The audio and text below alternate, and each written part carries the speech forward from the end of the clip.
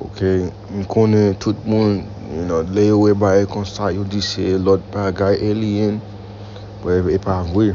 Sa se machin yo, e bondye, nan Bibla yo really, gen an pil non pou sa.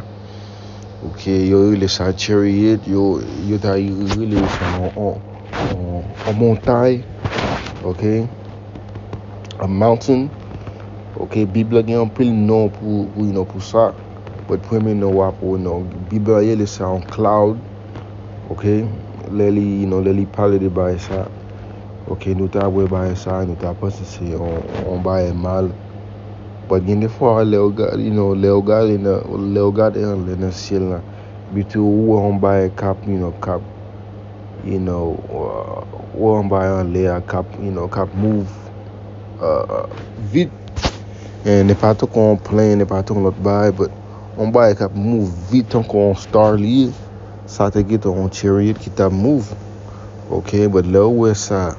Ok, Bibla di sa te kon on flying roll. Ok, sa fe di la, sa pale de yon bagay. Ok, en le nou we baye sa, fò nou pa pe.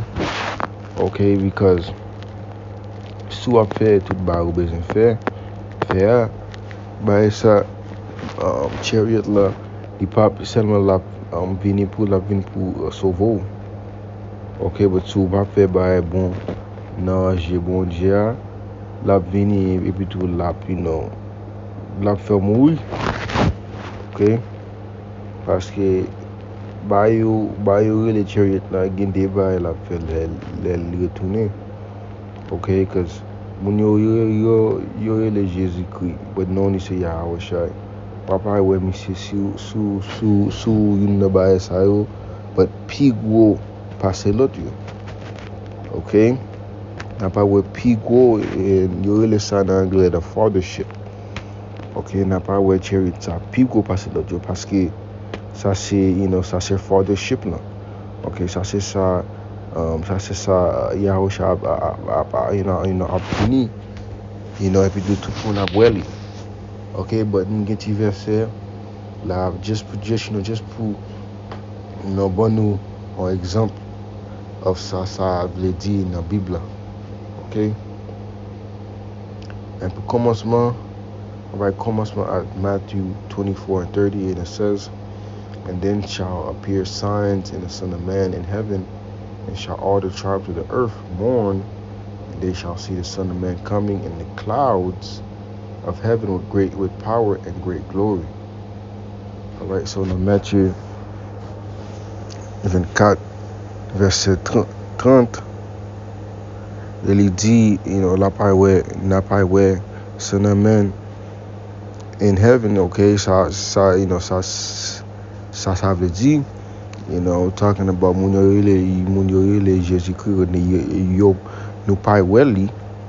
Ok, parce que ça, lèl vini, gen, tout moun ap weli.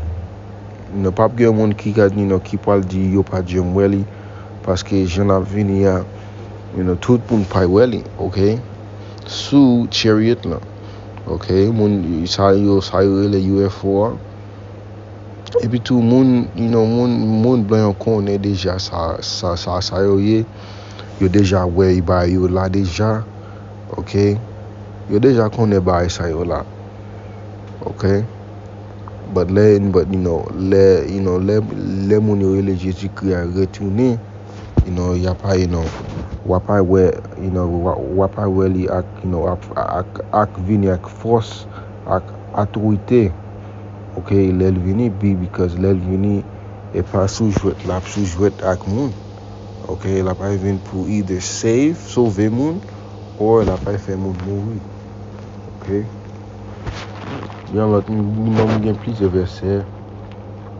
You know, it says sex, you know, ça c'est en Bible, you know, ça sont second Ezra c'est en Bible, dans Bible, il retiré. Ok, you know, quand je viens, toute Bible yo retiré. Dans Bible, tout book yo retiré dans Bible, dans Bible les apocrypha. Ok, parce que, you know, moun blanc retiré apocrypha dans Bible, et pour que ça ou pas qu'à joindre. Seulement là, you know, le Washington Bible King James. Ok, et seulement avec apocrypha 1611 et là on joindre l'autre Bible yo retiré.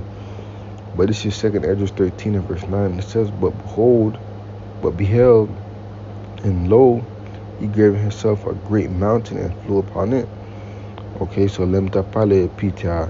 No, let me parler in the beginning of the lesson. Tap dit nous son montagne, Bible YELE, UFO, en pile ba li, yo ta les clouds, yo ta les chariot, yo ta les en montagne. Okay, and you know, never c'est ça.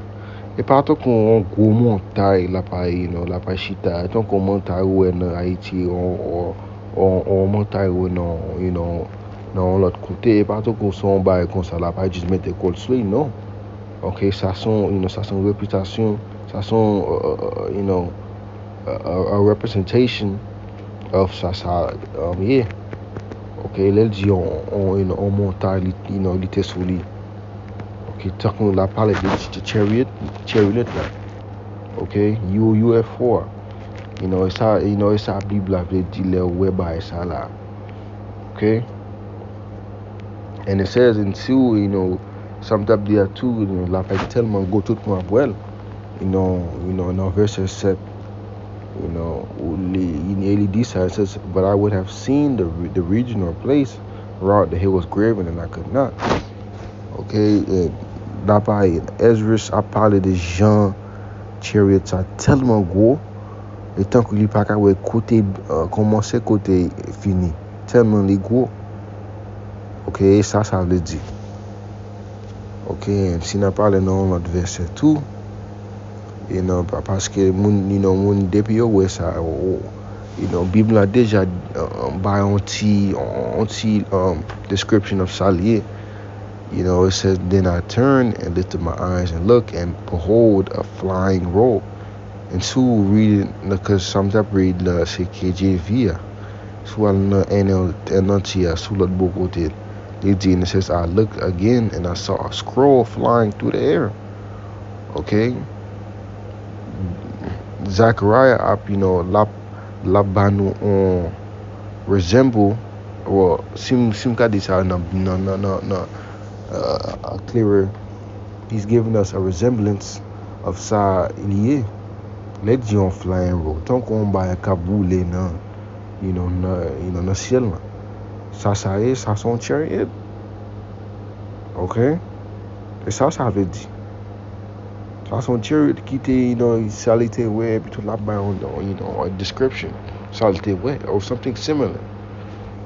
Okay, now nous gain internet, nous gain tout bas, les bas comme ça, nous já connaît ça, you know, on chariot. Okay, we do get on dernier verse là, and it says Isaiah 26 and verse 20. You know, some type the two type the that ça really you know UFO yo pas vinn pour sauver, et puis yo pas vinn pour craser bagay. Ok, parce que les bon Dieu vini, ok, il y a un pile destruction qui d'a fait, ok, il pas use nucléo, les nucléo pour craser America, ok, et seulement Jean a sauvé ça, c'est aller en l'air, comme on parle en l'air, by the chariots, ok, by the UFOs. It says, come my people, enter down into thy chambers, lady chambers là. Ok, some, you know, some type to people like people know this UFO kaye. Ok, you the chariot, you the mountain, you the cloud, la you really on chamber. and shut thy doors about thee. Hide thyself as it were for a little moment until the indignation be overpassed. And that's right, man. Tonkou le bayo vini sou la terre. Ok? Bon Dieu ap tout voye nan chariot lan. Pendant la voye nan chariot lan, nan menm tan gen bayo kap vini sou Amerika. Bayo mtap di yo, ICBM yo, misil yo. E sa yo kap vini sou Amerika. Ok? But sa se le son. Ok? Sa yo le UFO, sa yo la. Ok? Sa son machine de bondye. Ok? Sa pa yon baye mal ou nan moun yo di, moun blan yo di sa son baye mal, non. Ok? Sa se machine bondye abitou Bibla gen yon pil nou de li. Ok? Bibla yele sound chamber, Bibla yele li yon chariot, yon cloud, yon montagne, a mountain. Ok? But sa se yon baye de bondye. Ok? Sa pa yon baye mal. You know, but though well this lesson is edify, you know, my fini ak lesson sa. So Lord, this lesson is edified. With that, I want to give all praises to Yahweh, Bahashim, Yahushai, Bahashim, Kakodash, the one star apostles, and the great millstone. With that, I want to say shalom.